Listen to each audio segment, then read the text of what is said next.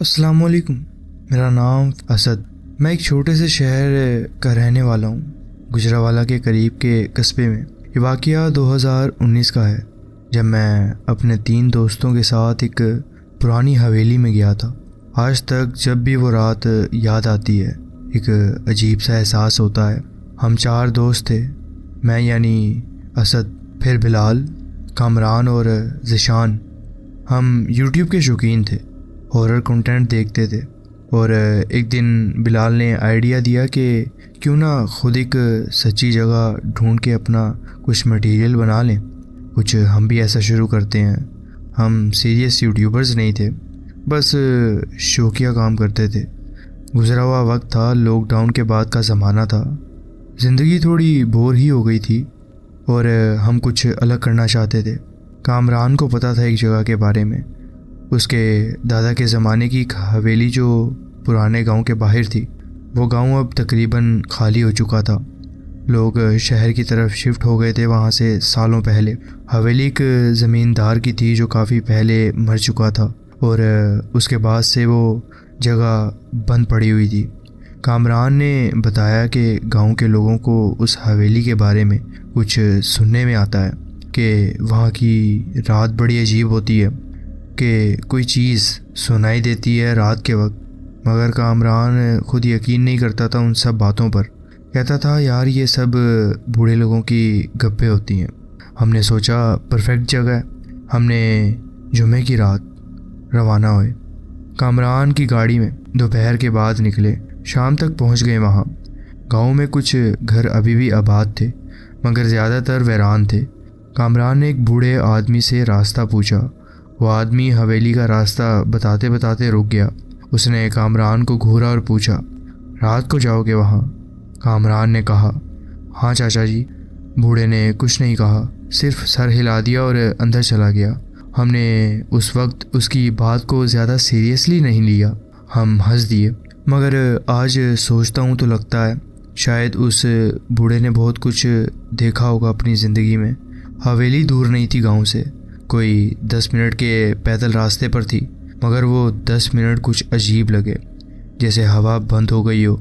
आमतौर पर शाम को थोड़ी ना थोड़ी हवा चल रही होती है, मगर उस रात पर बिल्कुल खामोशी थी। खेत के दोनों तरफ और उनके पार अंधेरा, उसमें कुछ दिखाई नहीं देता था, सिर्फ हमारे फ़ोन की टॉर्च लाइट थी। हवेली देखी तो पहली नज़र में ही अंदर से कुछ महसूस हुआ। वो फीलिंग जो डिस्क्राइब करना मुश्किल है। जैसे तुम किसी जगह जाते हो और लगे कि इस जगह का अपना एक मोड है, अपना एक वेट है।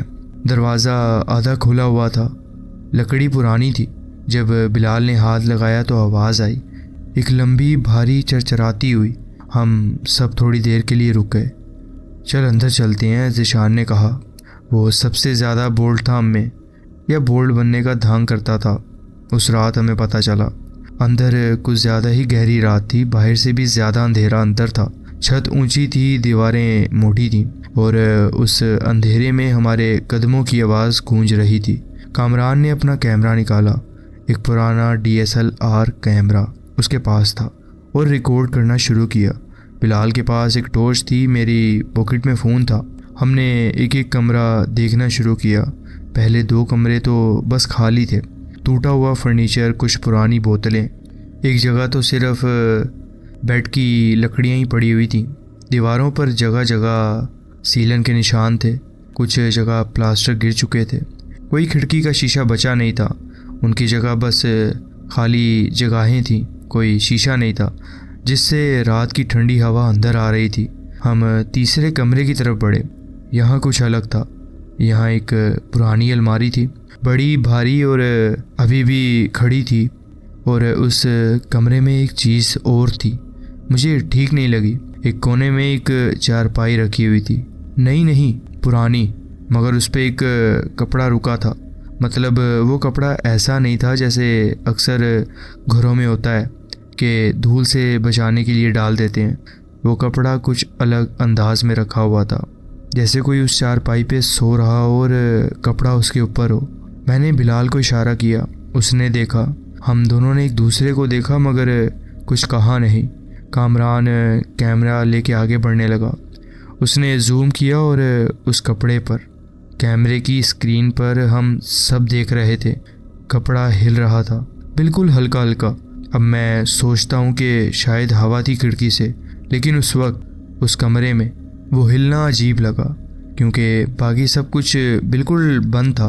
उस कमरे में कोई ज़्यादा खिड़कियाँ भी नहीं थीं और कोई चीज़ हिल भी नहीं रही थी सिवाय उस कपड़े के।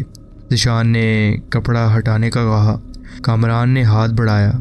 मैंने कहा, यार रहने दो। कामरान रुक गया, पता नहीं क्यों उसने मेरी बात मानी। वो आमतौर पर इतना सीधा नहीं था, मगर उस पल वो रुक गया। हमने उस कमरे से निकल के ऊपर की मंजिल देखने का फ़ैसला किया। सीढ़ियाँ मोटी थीं और पत्थर की थीं, मगर कुछ जगह से टूट चुकी थी। हम एहतियात से ऊपर गए। ऊपर 2 कमरे थे, एक में छत का हिस्सा गिरा हुआ था, इसलिए वहाँ ज़्यादा देर रुके नहीं हम। दूसरे कमरे में हमने कुछ और देखा। दीवार पर कुछ लिखा हुआ था, अजीब सा काला रंग, या शायद कुछ और था वो, मगर कुछ अल्फाज थे पुराने, मगर पढ़ने में आते थे। वो उर्दू में लिखे हुए थे, जो कि पढ़ने में ये थे, यहाँ मत रुको रात को। बस इतना, कोई तारीख नहीं, कोई नाम नहीं। बिलाल ने कहा, यार किसी ने मजाक में लिखा होगा। मैंने कहा, मजाक में भी लिखा है तो किसी ना किसी ने तो लिखा ही है ना यहाँ पर। सब खामोश हो गए। ऊपर से नीचे आते वक्त सीढ़ियों पर ज़ीशान आगे था, मैं उसके पीछे था, बिलाल और कामरान हमारे पीछे।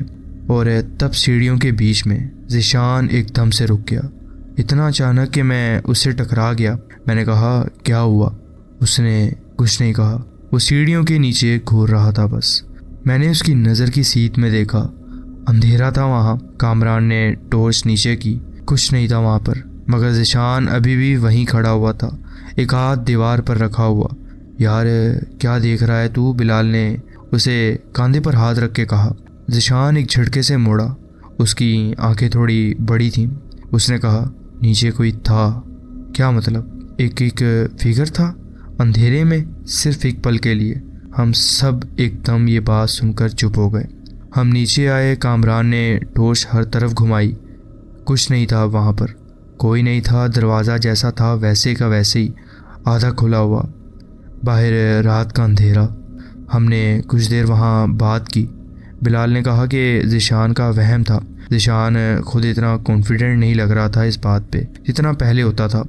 वो सीधा सिर्फ ये कहता रहा, यार मैंने देखा है, 1 सेकंड के लिए कोई था वहाँ। हमने डिसाइड किया कि बाहर जाके बैठते हैं। हवेली के बाहर एक पुराना पत्थर का चबूतरा था, वहाँ बैठ के कुछ खाना था जो हम साथ लाए थे, और फिर डिसाइड करते कि रात गुजारनी है या वापस जाना है। हम बाहर आए। रात काफ़ी गहरी हो चुकी थी, शायद 11 बज रहे थे। आसमान साफ था, तारे निकले थे, मगर चांद नहीं था उस रात। अंधेरा इसलिए ज़्यादा था। हमने कपड़ा बिछाया, खाना खोला और कुछ देर नॉर्मल बातें की। धीरे धीरे माहौल थोड़ा नॉर्मल हुआ। बिलाल ने जोक किए, हम हंसे। ज़ीशान ने भी थोड़ा रिलैक्स किया। और फिर रात के उस सन्नाटे में हवेली के अंदर से आवाज़ आई। आवाज़ ऐसी नहीं थी कि एकदम चिल्लाकर डराए, ये वो उस टाइप की आवाज़ नहीं थी। ये एक धीमी, गहरी और अजीब सी आवाज़ थी, जैसे कोई बहुत थका हुआ हो या जैसे कोई नींद में कुछ बोल रहा हो। हम चारों एक दम खामोश हो गए। आवाज़ एक बार आई, फिर खामोशी। हमने एक दूसरे को देखा, कोई नहीं बोला वहाँ पर कोई कुछ। फिर दोबारा थोड़ी देर बाद वही आवाज़, और इस बार उसके साथ एक और चीज़ थी। सीढ़ियों पर कदमों की आवाज़, धीमे मगर साफ कदमों की आवाज़ रुक रुक के आ रही थी। मगर अब एक और चीज़ थी, हवेली के अंदर से, उस तीसरे कमरे की तरफ से, जहाँ वो चारपाई थी, जहाँ वो अजीब सा कपड़ा था।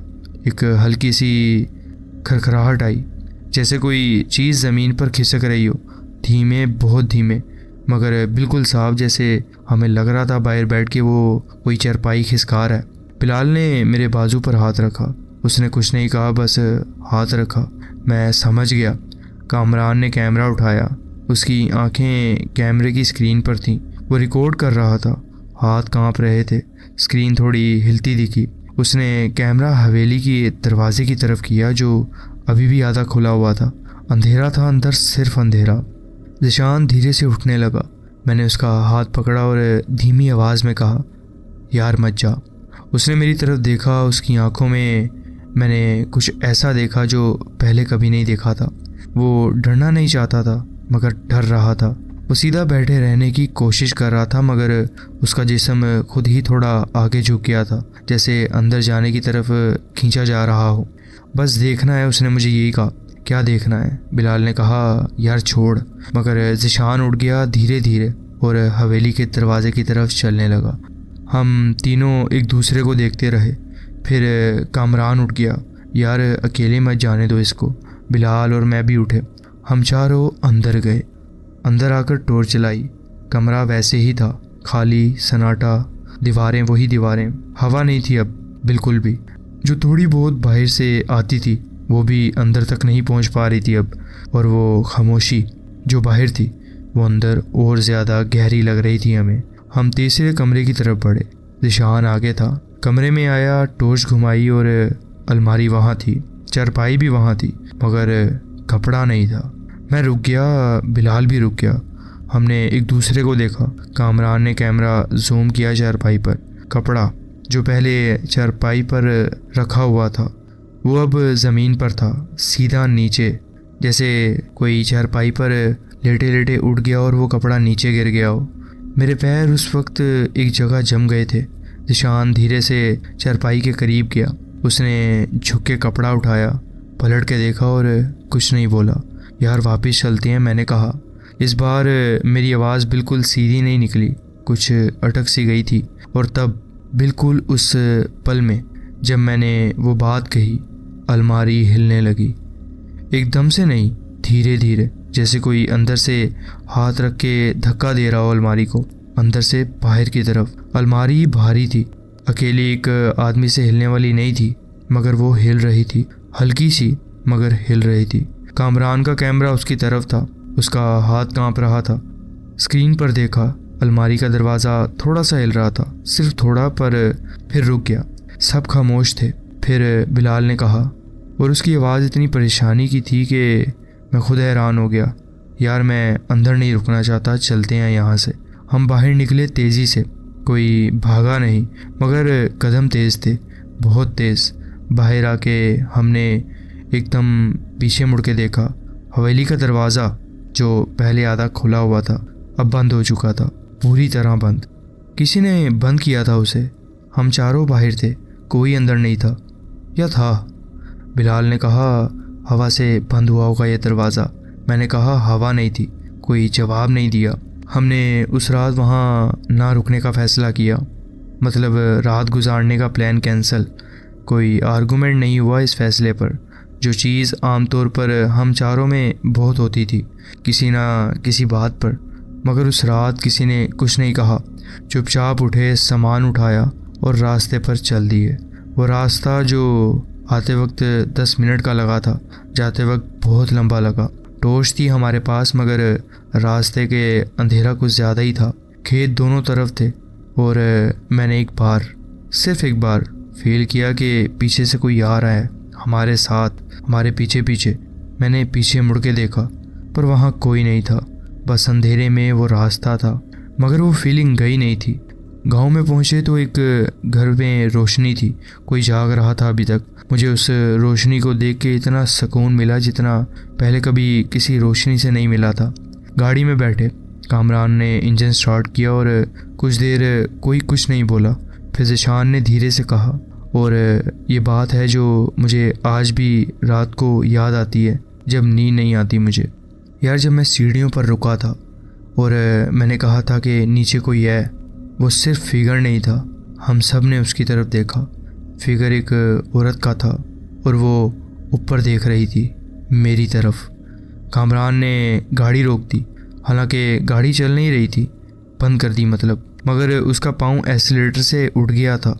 तो उन्हें पहले क्यों नहीं बताया ये हमें? ज़ीशान ने कहा, मैं नहीं चाहता था कि हम लोग और डरें, मगर अब मुझे लगता है मुझे बताना चाहिए तुम लोगों को, क्योंकि वो औरत वही चारपाई के पास भी खड़ी देखी थी मैंने, वही कमरा जहाँ वो कपड़ा था। कोई कुछ नहीं बोला, गाड़ी चली, कोई नहीं बोला पूरे रास्ते में।